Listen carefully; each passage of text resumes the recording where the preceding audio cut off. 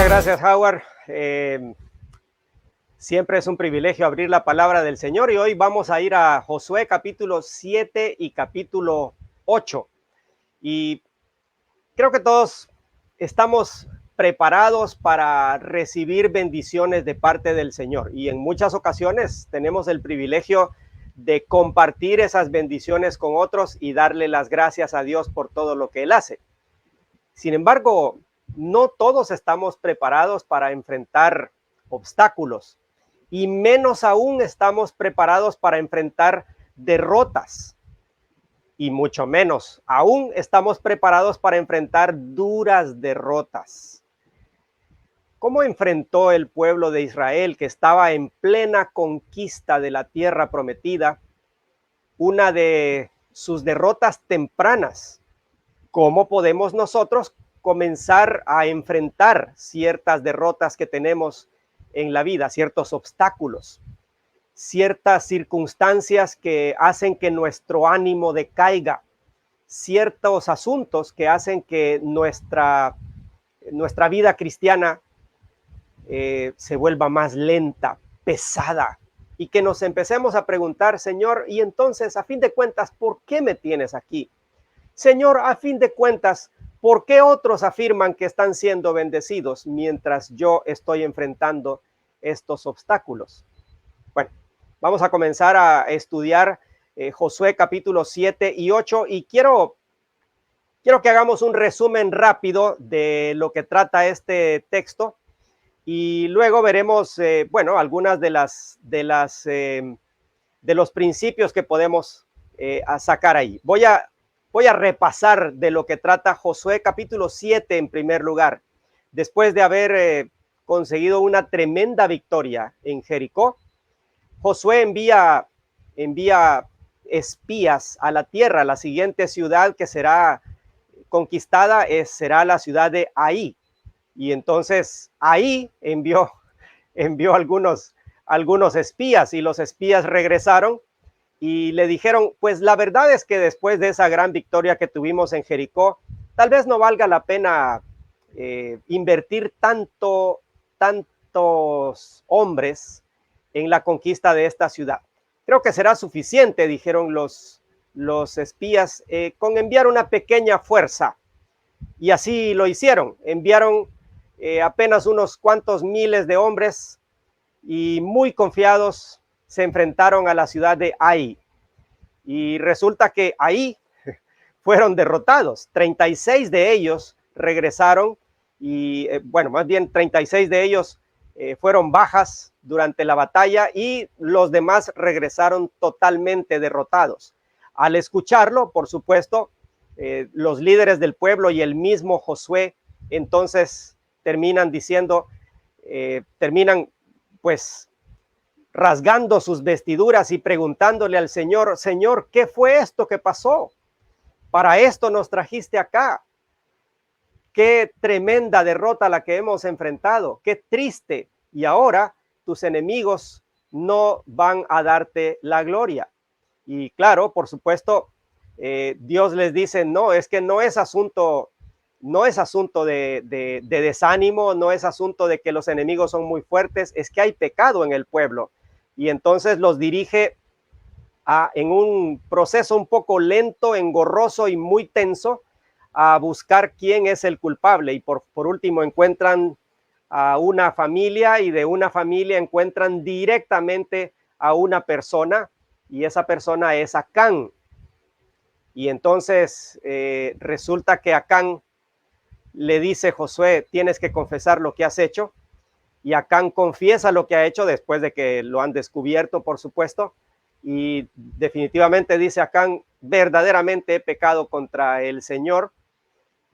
Y así he hecho. Y el castigo es bastante fuerte porque dice el texto que tomaron a Acán, a su familia, a sus posesiones y todo lo que habían hecho.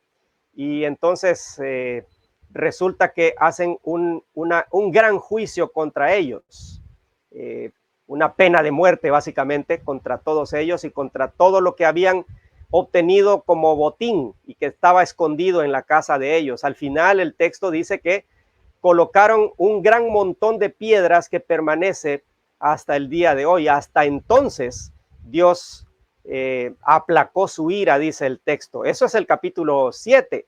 Y luego el capítulo 8, ahora Dios le habla a Josué en el capítulo 8 y le dice, yo estoy con ustedes y yo siempre he querido que conquisten la ciudad de Ai. Y entonces establecen otra estrategia un poco diferente de la que habían hecho al principio. Llegan y mandan un pequeño grupo, igual que la primera vez, atacan la ciudad y la ciudad, como en la primera vez, dicen, bueno, esta vez los vamos a volver a derrotar. Así que salen los miembros del pueblo a perseguirlos, igual que hicieron la primera vez. E igual que la primera vez, pues aparentemente los hijos de Israel salen huyendo. Entonces los habitantes, soldados de la ciudad, salen y dicen, bueno, terminémoslos. Pero el asunto es que mientras los iban siguiendo, había otro grupo, el grueso de la milicia de Israel, esperando, y ya que los soldados dejaron sola y indefensa la ciudad, entonces aprovecharon los hijos de Israel, entraron en la ciudad, la conquistaron, y cuando los soldados se dieron cuenta, quisieron regresar, pero ya no fue posible, y más bien los agarraron entre dos flancos, digamos, y así termina el libro el capítulo 8 de Josué. Más bien termina con una renovación del pacto que habían hecho los hijos de Israel en ese momento. Así que ese es un resumen de lo que nos dicen estos dos capítulos. Como ustedes pueden ver, los hijos de Israel comienzan con problemas, comienzan con una dura derrota y terminan haciendo una renovación de su pacto con el Señor. Y aquí la pregunta es, ¿cómo podemos enfrentar, cómo podemos superar derrotas duras como estas? Y bueno, vamos a comenzar, vamos a regresar al capítulo 7 y vamos a ver el primer punto acá, la primera parte de esta historia. Es una historia fea, la primera, ¿verdad? Porque tiene que ver con la rebelión. Hubo una rebelión en el campamento del pueblo de Dios. Sí, no estoy exagerando. La palabra, como ustedes verán, tendrá palabras bastante fuertes para hablar acerca de lo que sucedió ahí. No es un simple error, no es un simple problemilla que estaba por ahí, no es que nos estaba fallando la tecnología como a veces nos falla, ¿verdad? Por supuesto, esos son problemas menores, son problemas que podemos enfrentar, pero este sí era un problema muy, muy serio. Y claro, es bien interesante porque el capítulo comienza haciendo un resumen, de hecho. El capítulo 7, versículo 1, de hecho, comienza diciendo, es como una especie de resumen al principio, los hijos de Israel cometieron una prevaricación en cuanto al anatema. Bueno, aquí tenemos que explicar varias cosas. Una prevaricación es un quebrantamiento del pacto. Es una transgresión, se transgredieron los límites que Dios había establecido. Y lo del anatema, pues era una ley, ustedes pueden leer un poco más de ella en Deuteronomio capítulo 13, que cuando los hijos de Israel, que obviamente tenían que ser diferentes en cuanto a su trato, tenían que ser diferentes en cuanto a sus valores, incluso en la guerra, entonces dice el texto en Deuteronomio 13 que todo lo que ellos conquistaran era de Dios y habían ciertos asuntos que estaban destinados a la destrucción. Y todo esto tenía un propósito pedagógico. Todo esto tenía el propósito de recordarles que ellos eran diferentes, que nosotros debemos ser santos, no como los otros pueblos que existen en esta tierra. Así que nosotros debemos tener una ética superior, distinta.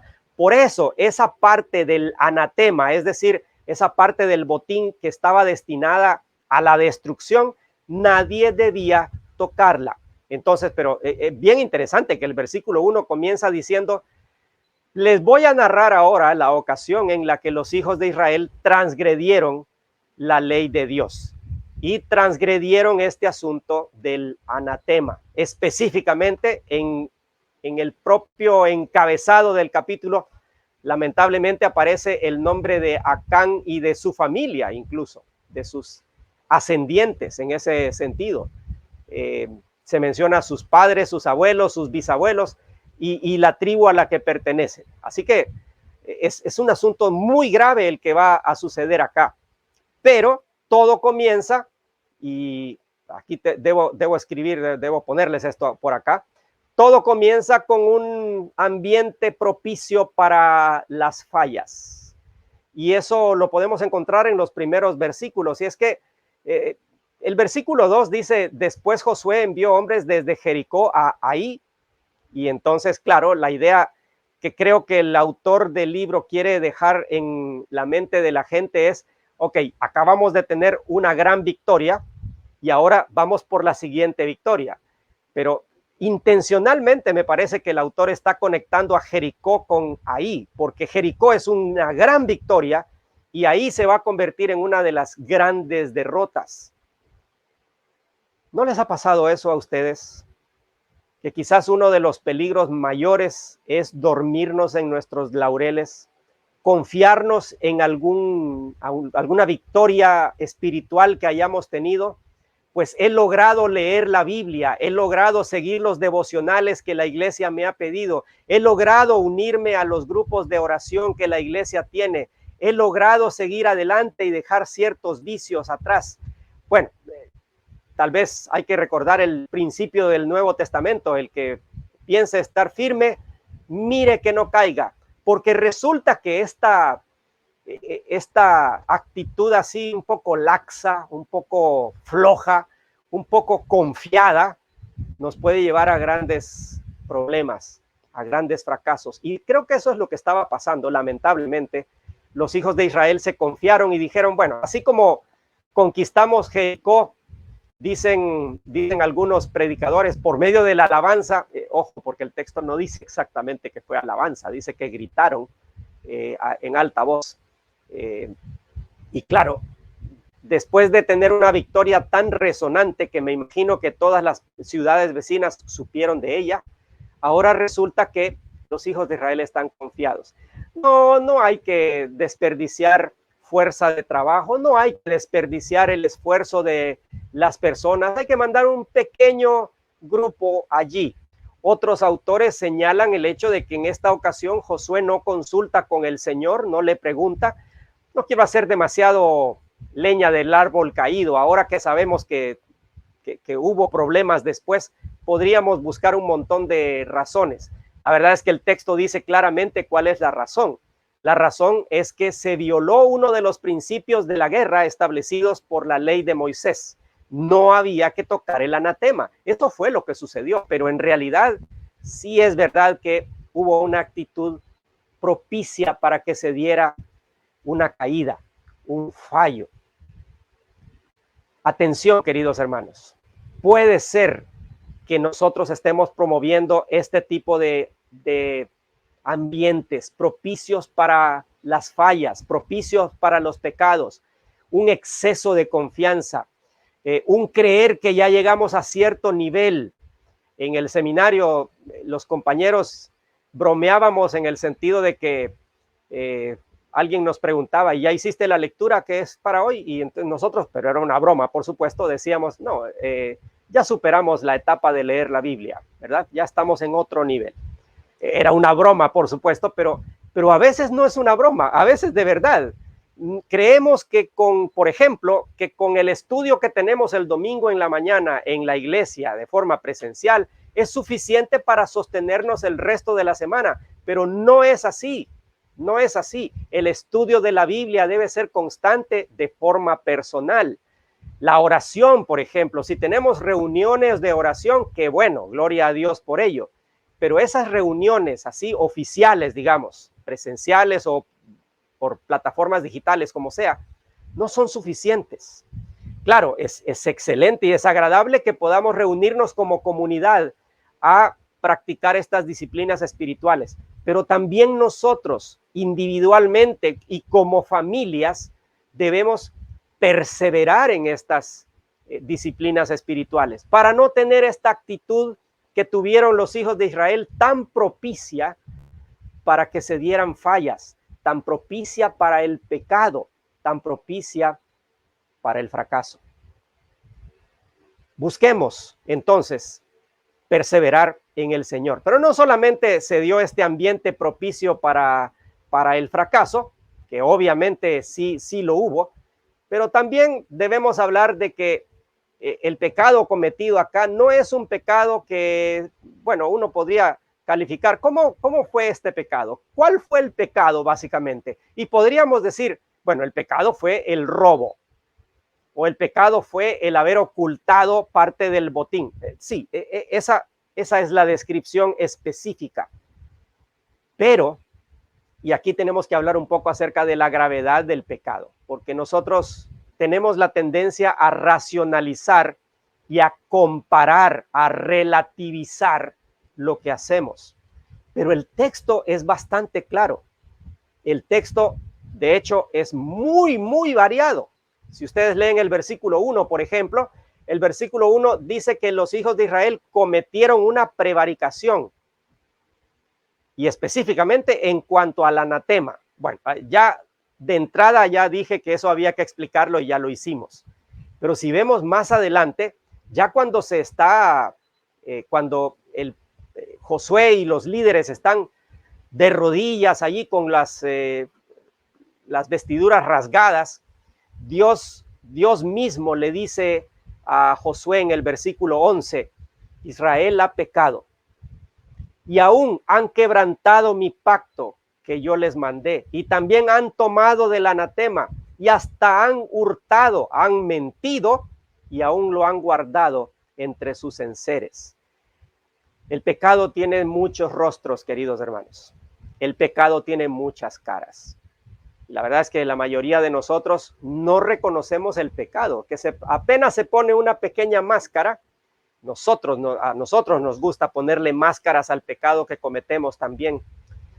Es comparativamente malo, pero si lo comparamos con otros, no es tan malo. Mire, si yo solamente dije una pequeña mentira, un pequeño chismecito, permítame ser un poco orgulloso. Sí es cierto que hubo un poco de envidia, pero no exageremos. Pero aquí Dios presenta y desenmascara el pecado y lo pone de manera muy gráfica, muy gráfica. Sí, ha habido un quebrantamiento del pacto. Tiene que ver con el anatema, pero ahí además hay mentira, ahí además hay hurto, ahí además hay, ocultamiento de lo que se hizo, se ocultó lo que se hizo. Hay mala intención en medio de todo esto. Y el versículo 13, por ejemplo, dice, levántate, santifica al pueblo y di, santificaos para mañana. Este es otro rostro del pecado que a veces no reconocemos. Cuando pecamos, cuando cometemos un yerro, cuando nos equivocamos en cuanto a la voluntad de Dios, no es una simple equivocación. Ha sido una falla en contra de nuestra santidad. Y ahora es necesario, dice el texto, que nos santifiquemos. Decíamos entonces que habían muchos rostros del mismo pecado. Como ya hemos visto, se le llama de muchas formas al pecado. Nosotros generalmente tenemos la tendencia a simplificar el pecado, pero un solo pecado, una sola mentira, una sola actitud puede llevarnos a muchísimos otros problemas, que es lo que vemos en este pasaje. Al mismo tiempo, encontramos, sobre todo en el versículo 21, vamos a encontrar un proceso muy familiar, como yo puse ahí, un proceso muy familiar. Cuando Acán mismo cuenta cuál fue su pecado, creo que todos deberíamos decir, esta es una buena definición de lo que pasa con la tentación y el pecado. Dice el versículo 21 que vio el fruto que era deseable para comer. Aquí encontramos lo mismo. Todo comienza, en este caso, por los ojos. Este proceso es el mismo proceso que se da en Génesis capítulo 3 y es casi el mismo proceso que se dio en el caso del pecado de David. David vio, codició y tomó. Y por eso es que debemos estar tan alertas en nuestra vida, debemos estar tan alertas con nuestras familias, porque es tan fácil ver, codiciar y tomar. Así es el proceso del pecado.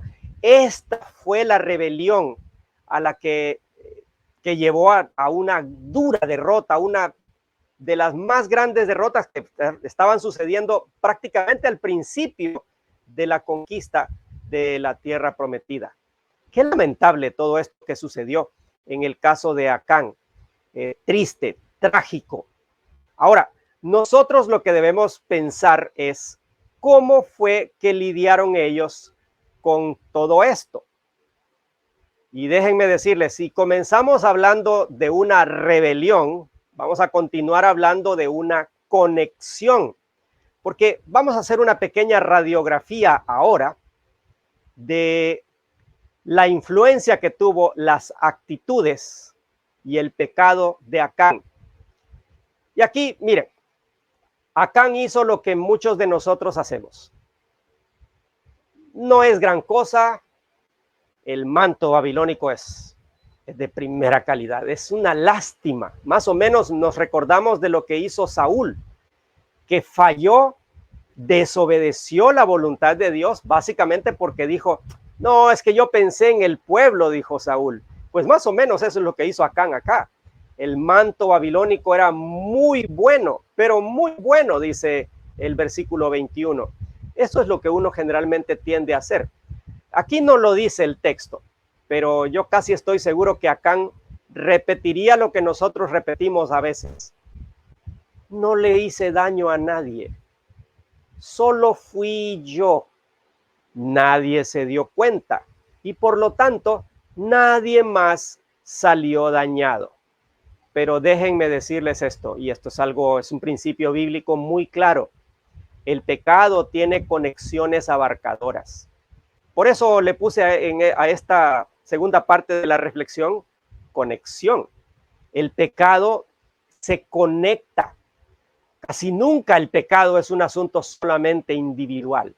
El pecado afecta a otros.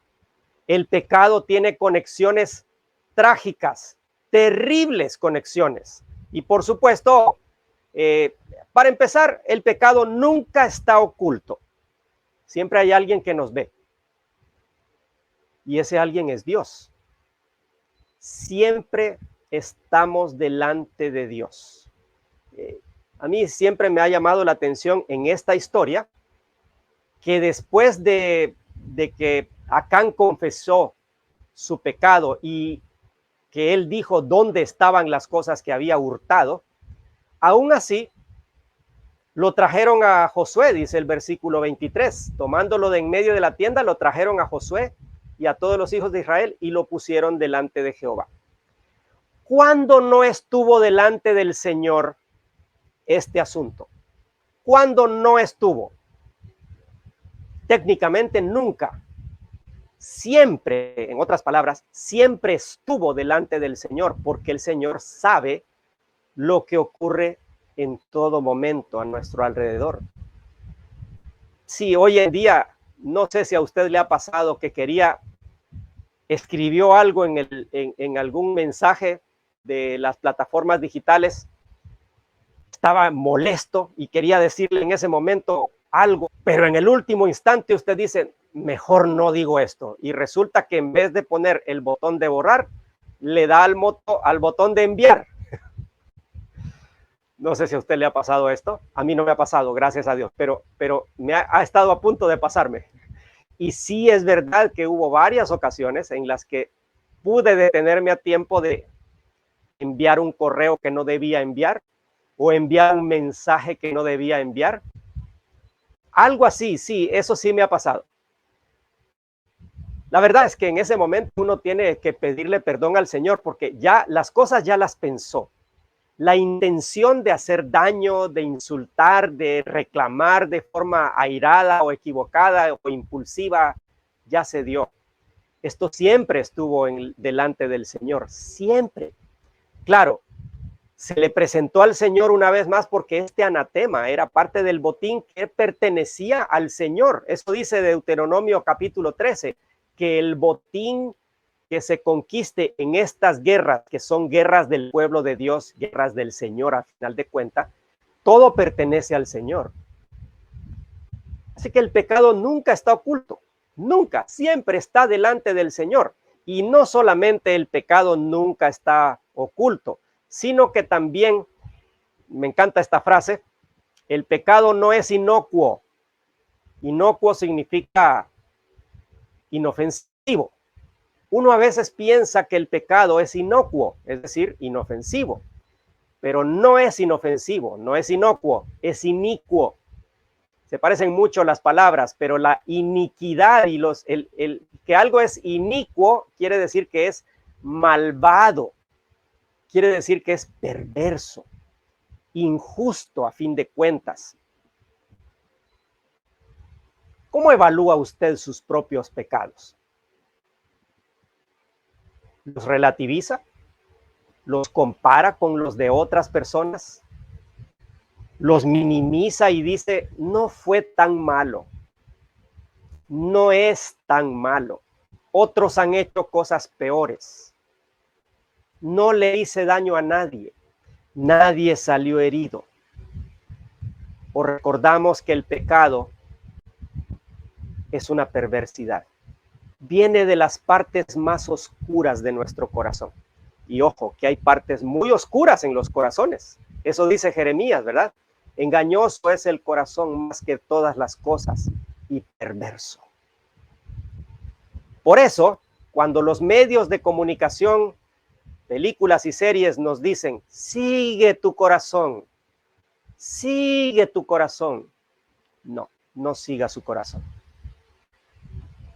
Siga al Señor, siga su voluntad y su palabra, porque el pecado no es inocuo, es inicuo, es perverso, es malvado, es terrible. A propósito, creo que podemos hacer una lista de las muchas víctimas que causó el pecado de Acán específicamente. Y yo les puse una lista acá para ayudarles. Ahí está por lo menos esta lista y bueno, claro, todo el pueblo de Dios estuvo involucrado ahí. Primero, los 36 israelitas que murieron en la ofensiva, la ofensiva inicial a la ciudad de Ai, murieron 36. Claro, uno diría, bueno, pero en guerra eso no es tanto. Sí, pero fueron 36 vidas que se perdieron. Fueron las primeras víctimas del pecado de Acán. Luego dice el texto que los corazones de todos, del resto del pueblo, se acobardaron. Esa es otra víctima del pecado. Tal vez esta es un poco más indirecta, pero igual sigue siendo víctima del pecado de Acán.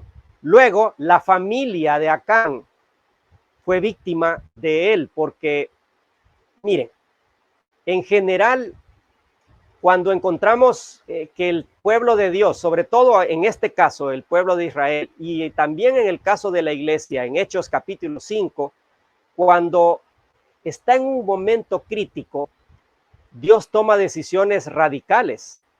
En este caso fue la muerte de Acán y de toda su familia. Y claro, uno podría pensar, pero ¿y qué tenía que ver la familia? De hecho, hay otro texto que dice en Primero de Crónicas, que cuenta cuando repasa esta historia, dice que él no pecó solo. Así que es posible que varios de sus hijos o de sus familiares hayan estado involucrados en la conspiración para ocultar esta prevaricación, este pecado. Y por último, toda la obra de Dios fue dañada, toda la conquista fue dañada. Así que, como ustedes pueden ver, no, nadie lo va a saber. Ahí están las cosas, están ocultas, nadie lo supo, ¿verdad? Generalmente hay muchas víctimas del pecado. Esto es así. Lamentablemente esto es así. Nuestro pecado siempre tiene conexiones. Y aquí la pregunta es, ¿estaré yo dispuesto a ser la persona responsable de que la obra de Dios se detenga?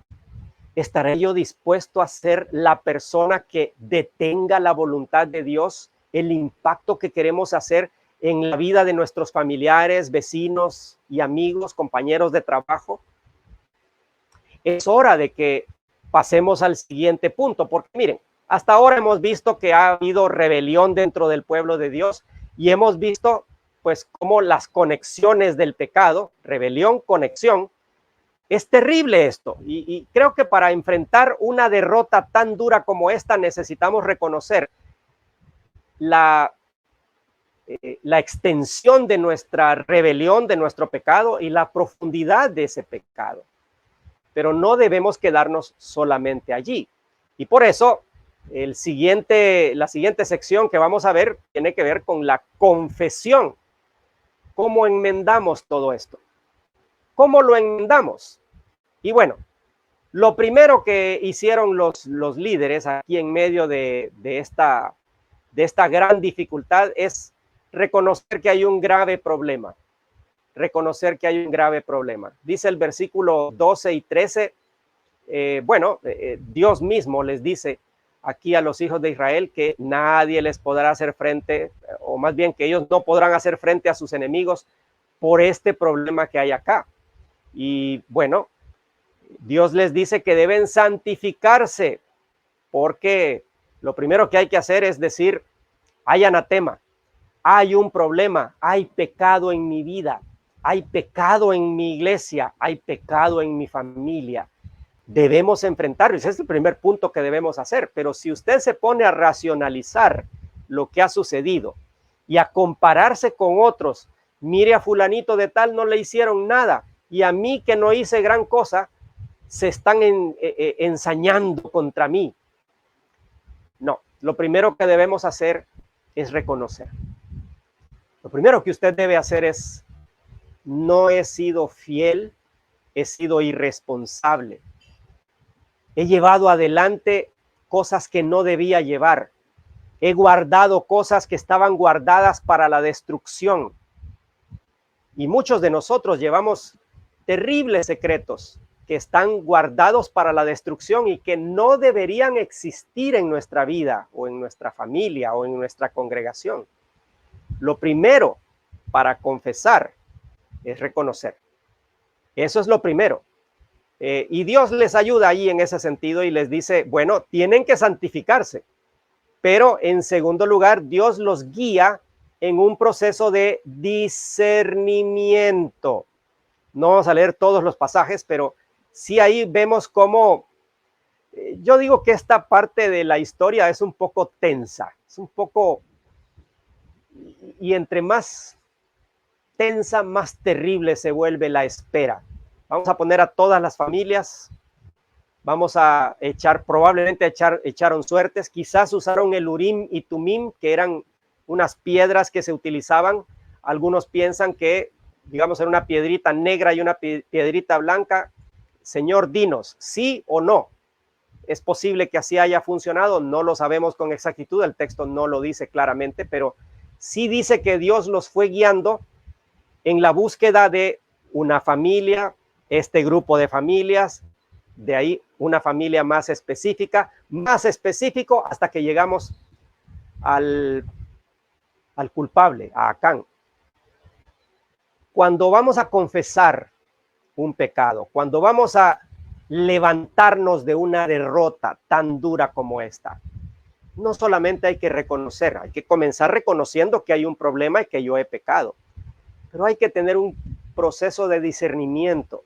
A veces habrá que investigar un poco qué fue lo que pasó, qué me llevó a este punto, y debo ir desgranando las distintas familias, no del pueblo en este caso, sino de las circunstancias que me llevaron hasta acá. Me quedé solo en tal lugar, anduve en tal amistad inapropiada, no debía haber hecho esto. O cuando alguien me dijo, ¿supiste la última? Yo tal vez debía haberle dicho, no supe la última y quizás no me interesa saberlo. Tal vez eso debía haber dicho, y no debía haberle dicho, no sabía, a ver, contame. Y entonces posiblemente caí en algún chisme.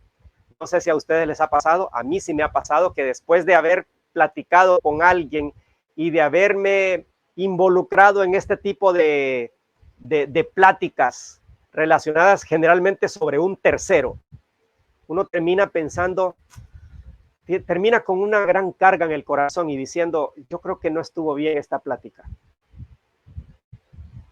Ese proceso de discernimiento es el que encontramos aquí en el pasaje. Entonces, no solamente debe haber reconocimiento del pecado, sino un proceso de discernimiento, un proceso de investigación. ¿Qué fue lo que pasó? Lleguemos hasta el fondo de lo que sucedió. Pero también, por supuesto, debe haber una confrontación. Y la confrontación la hace Josué a Acán: hijo mío, da gloria a Jehová, el Dios de Israel, y dale alabanza, y declárame ahora lo que has hecho. No me lo encubras.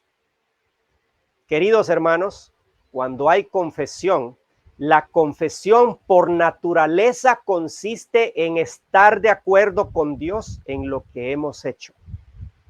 Entonces, Dios ya lo sabe. Una oración con la que yo no estoy muy de acuerdo, claro, a nada es mejor esta oración que voy a decir, pero no es la mejor oración. A no decir nada es mejor decir: Señor, perdóname por todos los pecados que cometí en este día. Algunos terminamos el día orando de esa forma. Bueno, digamos, a no decir nada, eso está mejor que no decir nada, pero esa no es la mejor forma de confesar los pecados. No. Si confesamos nuestros pecados, Él es fiel y justo para perdonar nuestros pecados y limpiarnos de toda maldad, dice 1 Juan 1:9. Pero la confesión en sí significa: Señor, hoy codicié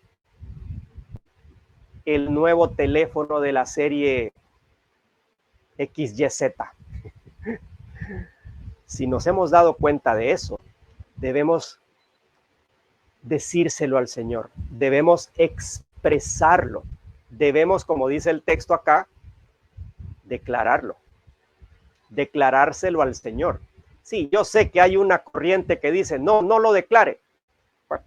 Pero si vamos a confesar nuestros pecados, el texto acá, la Reina Valera 60, utiliza la frase: declárame ahora lo que has hecho y no lo encubras. Una de las principales armas del pecado es el secreto. Es el secreto. Hay cosas que mantenemos en secreto y que se constituyen en armas del pecado. Quitémosle esas armas al pecado. Quitémoselas al pecado. Por lo menos delante de Dios debemos confesar lo que hemos hecho con nombre y apellido. Hablé mal de fulano de tal, codicié tal cosa, mis ojos se movieron donde no debieron moverse, tuve una actitud equivocada, tenía que hacer tal cosa y no lo hice. Estoy fallando en mi vida de oración, estoy fallando en mi tiempo de testimonio a otros, en tener conversaciones espirituales. A mí me gusta mucho esa frase. Bueno, cualquiera de esas cosas puede ser, pero hay que decírselas al Señor. A fin de cuentas, como ya mencionamos, no hay pecados ocultos. Dios los conoce todos. Dígaselo al Señor. Glorifique al Señor. Dele la gloria a Él. Y luego dígale: Señor, hice tal cosa.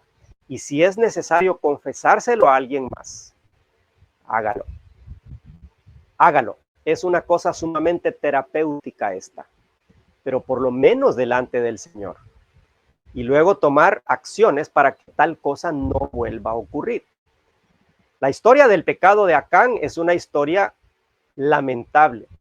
Es una historia terrible. Es una historia donde, bueno, hay confesión, sí. Lamentablemente no es la mejor confesión porque ya se descubrió todo el asunto y ahora Acán no tiene otra cosa que decir. Sí, es verdad. Sí, pero ya con todas las cosas allá enfrente de él, ¿no? Todo se reveló ya. Todo se reveló.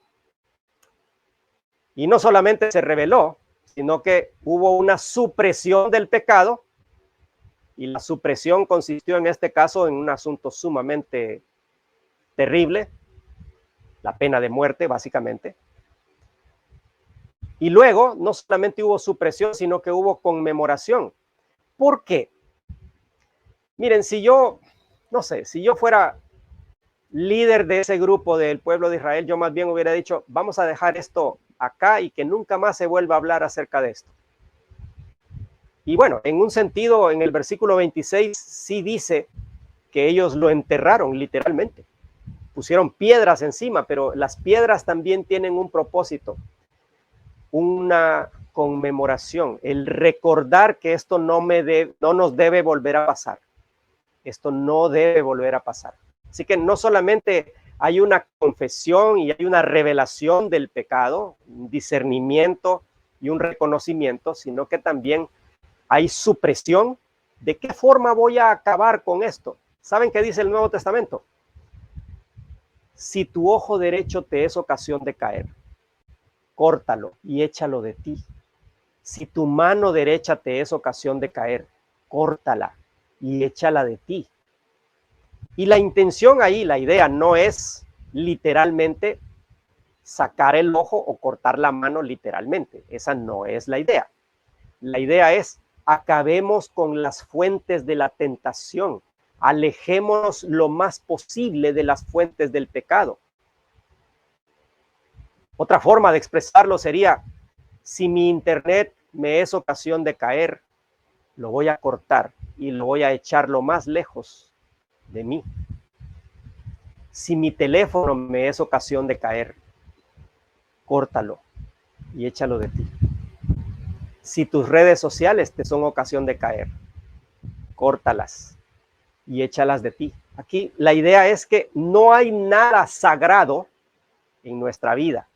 Hay cosas, yo soy sagrado, soy templo del Espíritu Santo, pero otras cosas no valen la pena si voy a echar a perder mi relación con el Señor, mi comunión con Él y con los hermanos, las acciones que Él quiere llevar a cabo en mi vida. Todo esto implica la confesión. No es solamente decir, es también suprimir y recordar de ahora en adelante, esto no me debe volver a pasar. No me debe volver a pasar. Pero nos falta una parte, que es la del capítulo 8. ¿Qué podemos decir sobre el capítulo 8? Bueno, miren, el capítulo 8 es una historia más alegre. Es una historia más alegre, sí. Es la historia de cómo Dios ahora los llevó hacia la victoria. Un poco triste, porque el texto sí nos dice que la victoria siempre es del Señor. Los versículos 1 y 2 del capítulo 8, Dios le dice a Josué, no temas ni desmayes, el mismo mensaje del capítulo 1. Toma contigo toda la gente de guerra, no solamente un par de miles, como dijeron al principio los espías. Levántate, sube a Ahí. Mira, yo he entregado en tu mano al rey de Ahí, a su pueblo, a su ciudad y su tierra. Y bueno, voy a decir algo aquí que es bastante triste y lamentable, porque si Acán hubiera tenido un poco de paciencia, el versículo 2 dice, y harás a Ahí y a su rey como hiciste a Jericó y a su rey. Solo que sus despojos y sus bestias tomaréis para vosotros. Esta vez Dios les dio permiso y es así como que esto hace más trágico todavía el pecado de Acán, porque Dios les iba a permitir tener de los despojos. Pondrás pues emboscadas a la ciudad, detrás de ella. Ya repasamos un poco cómo fue la historia, así que no vamos a repasar eso otra vez, pero la victoria siempre es del Señor. Tus victorias, mis victorias, siempre son del Señor, no son mías. Y a veces por eso es que el Señor les pedía al pueblo de Israel tomar estrategias sumamente extrañas. En esta ocasión, la estrategia es necesaria, una estrategia muy inteligente, ¿verdad? Mandar un pequeño grupo, sacar la gente de guerra de la ciudad y luego tener otro grupo más grande para que tomara la ciudad. Esa es la estrategia que se tomó en esta ocasión. Ahora, miren, cuando uno dice, ya mencionamos que la victoria siempre es del Señor, pero la victoria del Señor no implica la ausencia de estrategias. Siempre debemos tener estrategias. Señor, tú quieres salvar al mundo y luego nos quedamos sentados, luego nos quedamos alabando al Señor en nuestras reuniones semanales que son tan lindas, tan bonitas, pero que nos podrían desviar del propósito que es conquistar el mundo. Sí, nos toca conquistar el mundo. Y necesitamos una estrategia para hacerlo. ¿Cuál va a ser o cuál es la estrategia de la Iglesia del Mensaje de Vida? ¿Cuál es la estrategia de nuestra propia vida para llevar adelante lo que el Señor quiere realizar? Necesitamos estrategias, sin ninguna duda. Pasos que vamos a dar. Primero vamos a hacer esto, vamos a lograr aquello y después vamos a hacer esto y vamos a lograr lo otro. En el término de 2, 3 años, vamos a presentar un informe diciendo hasta dónde hemos alcanzado lo que el Señor quiere para nosotros. Es necesaria una estrategia. Son necesarios los planes. Ya he escuchado esto de labios de líderes cristianos. Mejor no hacer planes, porque nunca se cumplen. Pero qué triste decir eso. Qué triste decir eso. Quiere decir que vamos a actuar, pero vamos a andar en neutral. Usted sabe, los que manejan vehículos saben a qué me refiero, ¿verdad? Los que manejan vehículo mecánico, porque también hay que decir eso ahora, ¿verdad? Se pone en neutral y usted camina y claro, la inercia o el envión o la bajadita pueden hacer que el carro vaya por un tiempo. Así que usted puede andar en neutral si no hace planes, si no tiene estrategias, pero eso no es suficiente. Tarde o temprano, esa inercia o ese envión se va a acabar y lo van a detener. Usted necesita estrategias. Sí, la victoria es del Señor, pero necesitamos hacer estrategias. Pero esas estrategias no solamente se deben quedar en papel, también hay que ponerlos en acción. Y la acción es de todos. Un grupo estuvo involucrado para hacer el engaño. De hecho, me encanta que Josué estaba dentro del grupo del pueblo, dice el texto específicamente. Y otro grupo estaba esperando. Así que nuestras iglesias deben actuar así. Todos debemos estar involucrados. No es solamente el pastor y un par de iluminados que están ahí. Y entonces, generalmente cuando uno dice, tengo un vecino que necesita consejería. Tengo un vecino que necesita que lo visiten. Entonces voy donde los ancianos o donde los líderes. Y está bien. No estoy diciendo que está mal, pero también le toca a usted. ¿Cuál es su papel en esta situación? ¿Cuál va a ser su papel en alcanzar a ese vecino, a ese familiar? Sí, puede llamar para que otros líderes lo ayuden. Sí, puede ser. Pero usted también debe estar involucrado allí. La acción, al llevar a cabo las estrategias, es de todos. A todos nos toca, por la gracia de Dios, a todos nos toca. Y los líderes, si vemos esos versículos que yo señalé ahí, el versículo 9, por ejemplo, dice que Josué los envió. A él le toca enviarlos. Y me encanta porque el versículo 9 al final dice que Josué se quedó aquella noche en medio del pueblo. Pero hoy es cada vez más difícil que los líderes se queden en medio del pueblo, ¿verdad? Hoy es cada vez más fácil que los líderes tengan otro nivel. Pero Josué se quedó en medio del pueblo. El versículo 10, de hecho, dice que toda la gente de guerra que con él estaba, con Josué, subió y se acercó, llegaron y ejecutaron los planes. En otras palabras, los líderes no están solamente ahí para supervisar, para ver quién está haciendo, para tomar una lista, a ver quién cumplió y quién no cumplió, para amenazar a los que no hayan cumplido. No, también los líderes se ensucian las manos. También los líderes están allí para actuar.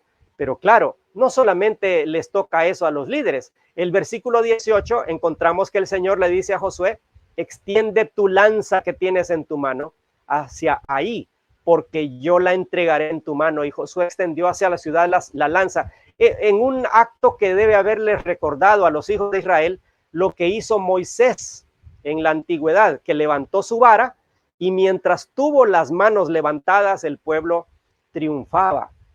Así que el pueblo debió haber dicho, la mano del Señor está con el líder. Le toca al líder estimular a los demás e involucrarse en el trabajo con ellos. ¿Y por qué menciono esto? Porque el texto parece que así lo dice. El texto parece indicar que los líderes tuvieron un papel importante en medio de esta situación. Y bueno, al final, los versículos 30 al 35, después de haber superado esta tremenda caída, ellos renuevan su pacto con el Señor. Y este es el verdadero motor de toda la actuación del pueblo de Dios. A Dios le importaba en un lugar secundario la conquista de la tierra.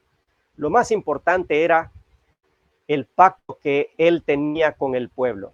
Eso es lo más importante y por eso se le dan un buen espacio aquí, porque Moisés ya había establecido esta renovación de la fidelidad constante.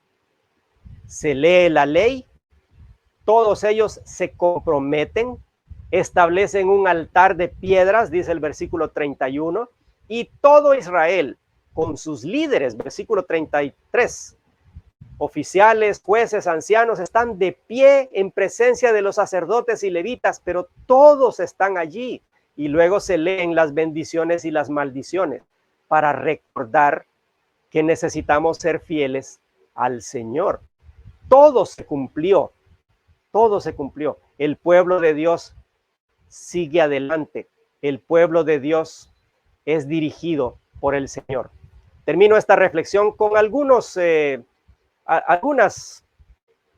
aplicaciones que nos podemos llevar a nuestras casas o los que están en su casa que las pueden llevar a la práctica cada día. Y la primera es esta. ¿En qué cosas está enredado usted? Hay algunos que estamos así como vemos en esa imagen, enredados con pecados. Dice el libro de Hebreos capítulo 12 que debemos despojarnos de todo peso y del pecado que nos asedia. No quiero sacar demasiado de ahí, pero ¿por qué lo separa el autor de Hebreos? Quizás haya cosas que no sean pecado, pero que sí sean un peso que nos impide correr la carrera, que ese es el tema en Hebreos 12. Algunos de nosotros estamos enredados por las sutilezas de los pecados. Necesitamos reconocer esas sutilezas. Necesitamos reconocer hasta qué punto ya nos hemos enredado y no nos podemos soltar. Necesitamos reconocer hasta qué punto el pecado se ha apoderado de algunas de las bendiciones que nosotros tenemos en nuestra vida. Segundo, ¿qué debe hacer usted hoy, el día de hoy? ¿Qué decisión debe tomar para desterrar el pecado? Para arrancarle su influencia, para cortar sus conexiones. ¿Qué debe hacer? Y eso, ojo, podría significar, por ejemplo, cambiar de compañía de internet o cancelar su conexión de internet. Podría significar cortar una amistad. Podría significar dejar de hablar con alguien. Podría ser, no porque lo despreciemos o algo así, sino porque no nos conviene ni a nosotros ni a la otra persona. Podría significar que yo necesito cambiar de lenguaje o necesito preguntarle a alguien, dime cuando estoy fallando. Estos amigos que nos ayudan a identificar nuestros problemas en la vida son muy necesarios. Compañeros de vida que nos puedan pedir cuentas de lo que estamos haciendo. ¿Qué necesita hacer hoy? Cualquier cosa que sea necesario hacer, hágala el día de hoy. Tome la decisión hoy y ejecútela el resto de su vida, el resto de su día, hoy. Y tercero, ¿está cultivando usted una intimidad con Dios? Cultivar una intimidad con Dios siempre cuesta, porque nos tocará dejar algunas cosas que nos conviene, aparentemente, ¿verdad? Le conviene a nuestra carne. Ay, no me conviene que nos digan tal y tal cosa. Sí, o me conviene decir tal otra cosa, o me conviene quedarme callado y quedarme con tal bien, como hizo Acán. Está cultivando usted, miren, nuestra intimidad con Dios, nuestra comunión con Dios, vale lo que sea. Si yo necesito cambiar de trabajo, debo hacerlo. Si el trabajo actual que tengo está impidiendo de forma consistente y constante mi comunión con el Señor. Empiece a orar por eso si eso es el punto. Empiece a orar si necesita cambiar la relación con otra persona. Empiece a orar si necesita empezar a dejar ciertas actitudes, empezar a controlar su carácter, empezar a controlar aquellas cosas que usted sabe que lo llevan al borde del precipicio. Pero que lo primero en su vida sea cultivar una relación íntima, cercana, de tal forma que el Señor solo necesita susurrar algo y usted ya sabe qué es lo que el Señor quiere. Que el Señor nos ayude a enfrentar las dificultades, las derrotas en la vida, porque vendrán. Pero si es cierto que vendrán, también es verdad que hay una posibilidad de confesar y hay una posibilidad de cultivar una relación renovada con el Señor, de tal forma que podamos enfrentar estas derrotas, estas caídas, con gallardía, con valor y levantarnos para seguirle dando la gloria al Señor. Vamos a orar. Señor, te damos muchas gracias por este pasaje de tu palabra. Una gran lección que nos recuerda lo grave que es el pecado, lo grave que es caer en las sutilezas del enemigo, de la tentación. Perdónanos, Señor, porque en muchas ocasiones hemos analizado nuestro pecado con ojos de liviandad, con ojos de relativismo. Lo hemos relativizado y lo hemos hecho muy pequeño, cuando en realidad tu palabra enseña que las consecuencias de nuestro pecado son muy graves y muy abarcadoras. Confesamos delante de ti nuestros pecados. Específicamente, Señor, quiero pedirte que a cada uno de nosotros nos ayudes a identificar, a expresarte a ti las cosas que debemos corregir y a tomar cualquier acción que sea necesaria para corregir nuestro andar, nuestra vida y cultivar una relación constante contigo, una relación de intimidad, de confianza, de cercanía, de tal forma que podamos seguir adelante, como dice tu palabra, siempre en triunfo en Cristo Jesús, manifestando en todo lugar el olor de tu conocimiento. Entregamos nuestra vida en tus manos. Corrige lo que haya que corregir y que siempre seamos más que vencedores por medio de Cristo, quien nos amó. Gracias por la Iglesia del Mensaje de Vida y pedimos que sus líderes sean líderes ejemplares, que estimulen al amor y a las buenas obras al resto de la congregación y que toda la congregación se estimule unos a otros también a amar y a hacer lo bueno para honra y gloria de tu nombre. En el nombre de Jesús. Amén.